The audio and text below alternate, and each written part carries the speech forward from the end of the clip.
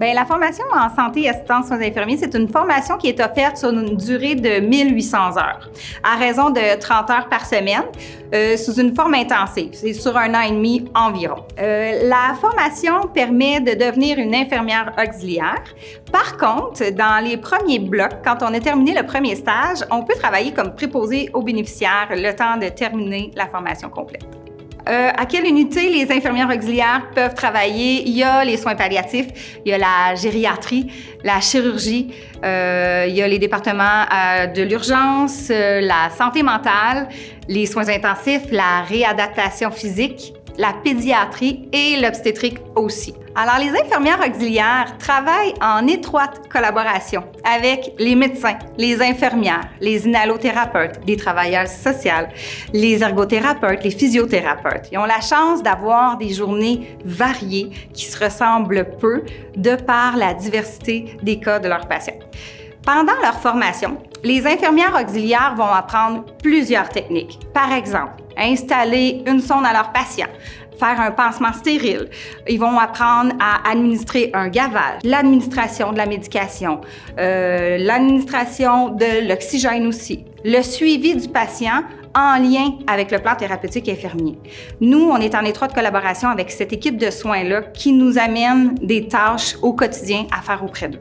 Quand on s'implique dans la formation d'infirmières auxiliaires, il y a certains modules qu'on va nommer comme plus théoriques. Mais il y en a d'autres qui ont des parties laboratoires. Puis souvent, on va parler d'à peu près d'un 70 théories pour 30 % de laboratoire pour certains modules. Alors que d'autres, on va dire que c'est presque un 50-50, par exemple, si je pense aux soins d'assistance. Donc, tout au long de la formation, en fonction des compétences acquises, et apprises, il va y avoir des variations dans le nombre d'heures de laboratoire. Dans la formation d'infirmière auxiliaire, il y a 2 volets précis. Un volet théorie, un volet laboratoire, mais il y a aussi la portion stage.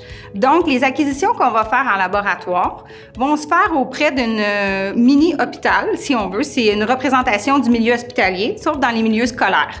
Fait qu'on se retrouve avec des chambres privées pour faire des techniques plus précises. Je fais référence à prévention de l'infection, par exemple.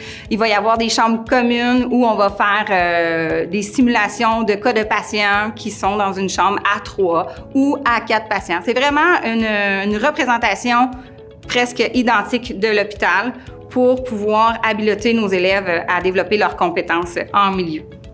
Durant la formation, vous allez être encadré d'une équipe passionnés, chevronnés, qui vont vous suivre dans l'acquisition de vos compétences. Comment je pourrais décrire une journée type dans la vie d'une étudiante infirmière auxiliaire? Ce que vous allez voir, au fait, c'est que vous allez avoir des apprentissages par objectif. L'enseignante arrive avec un but à atteindre au courant de sa leçon. Puis, au travers de ça, elle va vous amener des activités intéressantes pour vous permettre de maintenir votre attention et de approfondir vos connaissantes.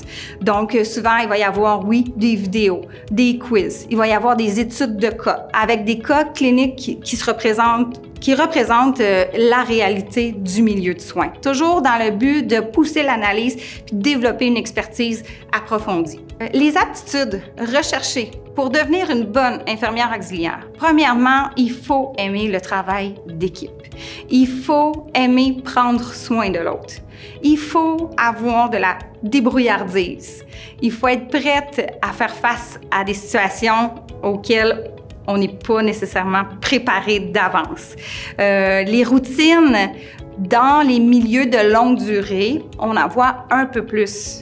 Sauf qu'il y a peu de routines dans le milieu du domaine de la santé, avec l'évolution qu'on en connaît. On veut avoir une bonne maîtrise de la langue française, autant verbale qu'à l'écriture, pour la transmission des notes au dossier, par exemple. Ça prend des gens qui ont de l'énergie, qui sont capables de travailler sous pression. C'est important dans ce domaine-là. Des qualités recherchées pour une infirmière auxiliaire, qu'est-ce qu'on veut? Dans le fond, on veut avoir une personne qui est capable d'avoir un bon jugement, un sens des responsabilités et de l'organisation qui est très présent, de la patience, une minutie, la précision, la capacité d'écoute et la facilité de communication avec l'entourage, autant l'équipe de soins que nos patients. Être courtois, discret, avoir un esprit d'équipe, avoir une facilité d'adaptation et de prise d'initiative. C'est ce qu'on souhaite avoir comme qualité recherchée pour une infirmière auxiliaire.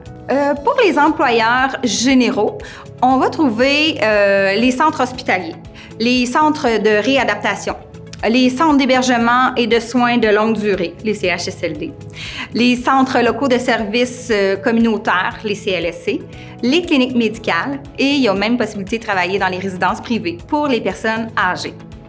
Les conditions de travail pour une infirmière auxiliaire, c'est 12 mois par année. On parle de semaines de travail qui peuvent aller jusqu'à 40 heures par semaine. C'est variable entre 35 et 40 heures semaine. Ça peut être aussi des temps partiels. Les horaires de jour, de soir, de nuit. La personne doit avoir réussi l'obtention de son examen de l'Ordre des infirmières auxiliaires pour pouvoir travailler. Ensuite, les salaires vont varier, entre autres, entre 22 et 50 jusqu'à 30 et 50. C'est à peu près les moyennes que l'on voit avec les primes de fin de semaine, les primes de soir, primes de psychiatrie, primes de soins actifs. Ces primes-là permettent d'augmenter votre salaire de base. Il va y avoir 2 cohortes de SACI, santé, assistance et soins infirmiers, prévus, un en août et l'autre en février. Pour vous inscrire, vous avez besoin d'avoir les préalables d'anglais et de mathématiques secondaire 4 et 5e secondaire pour le français ou des équivalences qui sont reconnues au ministère de l'Éducation du Québec. Alors, si vous avez des questions, n'hésitez pas de communiquer avec nous et au plaisir de vous enseigner.